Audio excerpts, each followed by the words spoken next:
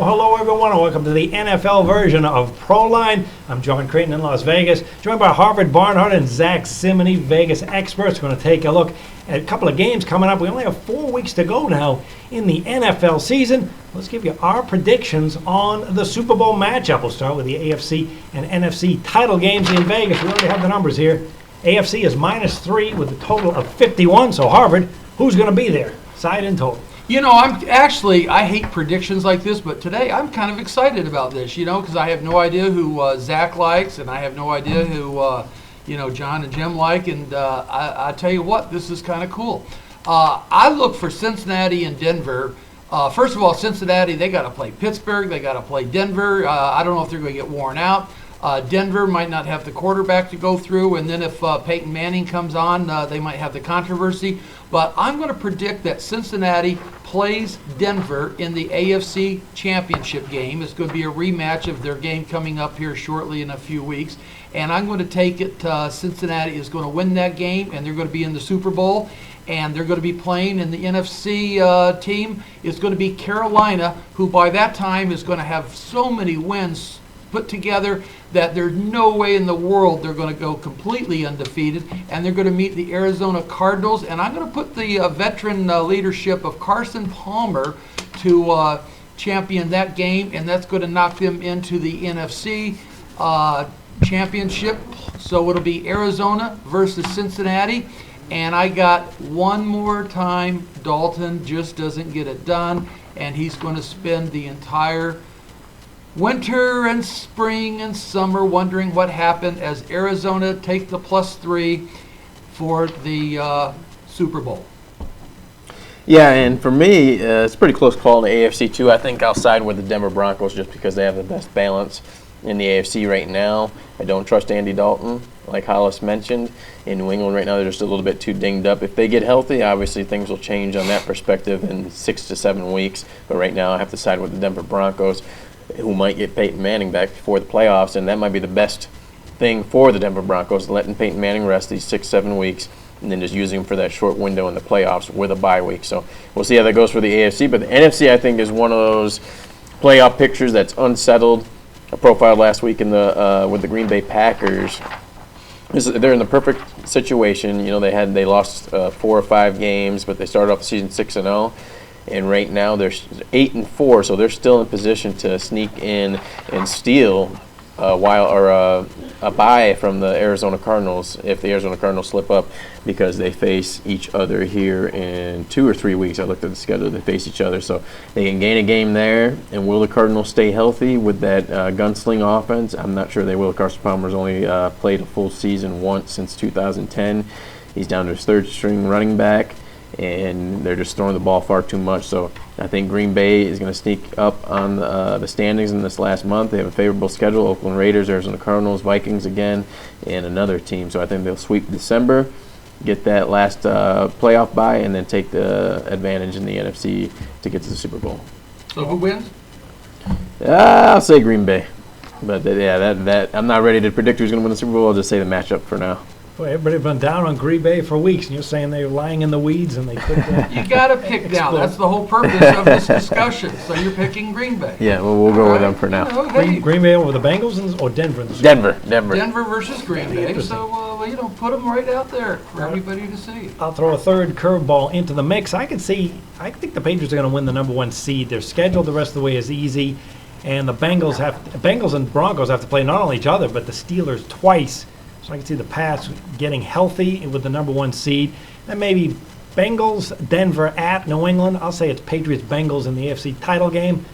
Pats go to San Francisco, Tom Brady's hometown. In the NFC, don't want to pick the favorite here because the number 1 seeds don't usually meet in the Super Bowl. Granted, they did last year, but that's not common.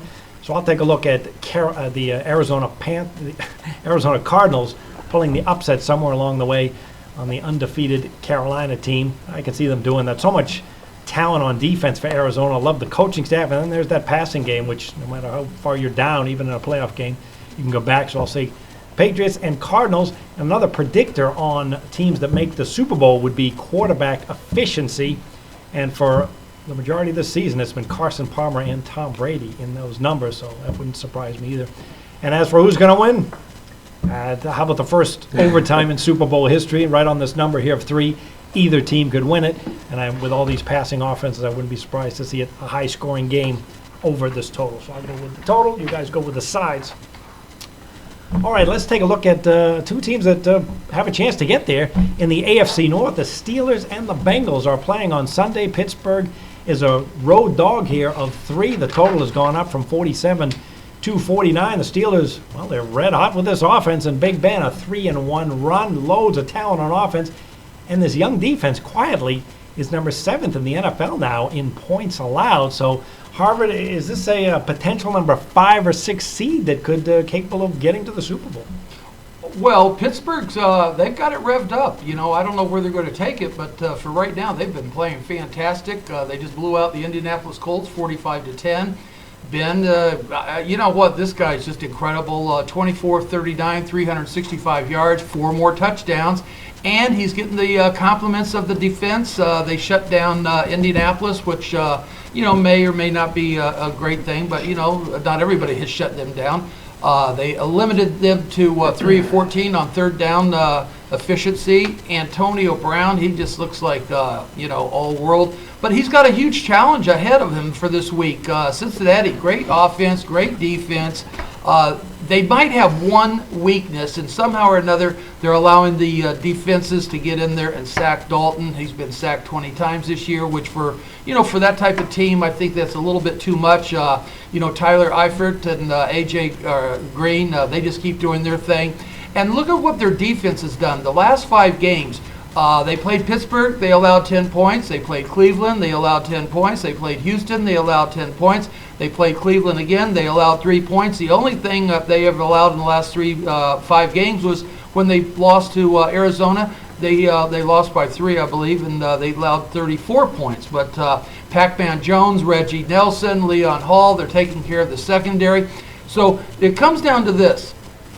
Cincinnati, they get 3 points just for showing up at their own field. So the odds makers, they're saying these 2 teams are pretty much even, and then they're going to give Cincinnati 3 points, for showing up. I don't think they're even.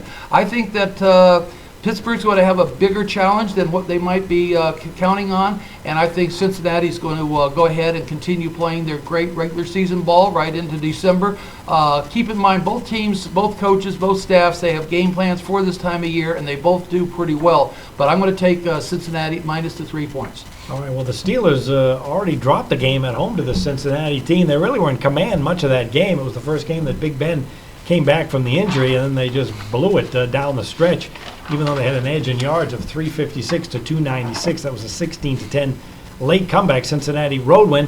Bengals just doing everything right. They're covering numbers, 9-2-1 against the spread. They got balance on offense, a powerhouse defense that is now number 1 in the NFL in points allowed, coming off another easy win. So, Zach, never mind the AFC North. Is this the team to beat in the AFC? Or actually, second best to your Denver Broncos, maybe? In the regular season right now, yeah, definitely Cincinnati Bengals are the best team in the AFC. But once the playoffs come, coaches are able to game plan a little bit better. And I think that's when the youth of the Bengals will show. But for now, a sign of a great team is how they play in their division. And the Bengals have won all their games in the division. Obviously, we just lost this to the Arizona Cardinals and the Houston Texans. You mentioned that they beat Pittsburgh. That was a game where Ben was probably a little bit shaken up, so that's probably why this line is a little bit valuable for the Bengals right now at just -3. Is he fully healthy? I'm not sure. But I'm not going to buy the Pittsburgh Steelers off of the Sunday night blowout over the Colts, who are just a decimated team right now in the Indianapolis Colts. Look for the Bengals, as Alice said, to key in on Antonio Brown, force Big Ben into poor pass decisions. And I'm not sure the Pittsburgh Steelers defense is ready for the Cincinnati Bengals. We saw how poor they played against the Seattle Seahawks. Russ Wilson had 4 or 5 touchdowns, and Thomas Rawls ran all over them. So I think the Bengals can replicate that. Obviously, they know the Pittsburgh Steelers better than anybody, and they have the advantage in personnel to win this game at home. So I'll go with Cincinnati Bengals. All right, I'll take a look at the total in this division rivalry game. The weather is actually supposed to be pretty good in Cincinnati this weekend. A little cool, but sunny. The thing is, both teams are loaded on offense, which is why this total is creeping up toward the number 50, but I'm not going to ignore these terrific defenses. Pittsburgh has really come on strong of late, now in the top 10 in points allowed, and Cincinnati has been great on defense for several years now. They just have so much talent. They can stop the run, they can shut down the pass, they can get after the passer, which is really a key here with Big Ben and his limited mobility, and you certainly don't want to risk another injury. Then you got a Pittsburgh team that's on 11-4-1 run under the total. And then you got a Cincinnati team that after they allow 15 points or less, which they did last week, 21-6 under the total. Finally, when these teams meet here in Cincinnati, 6-2 under the total. That earlier meeting was also under. That's how I'll look at this game.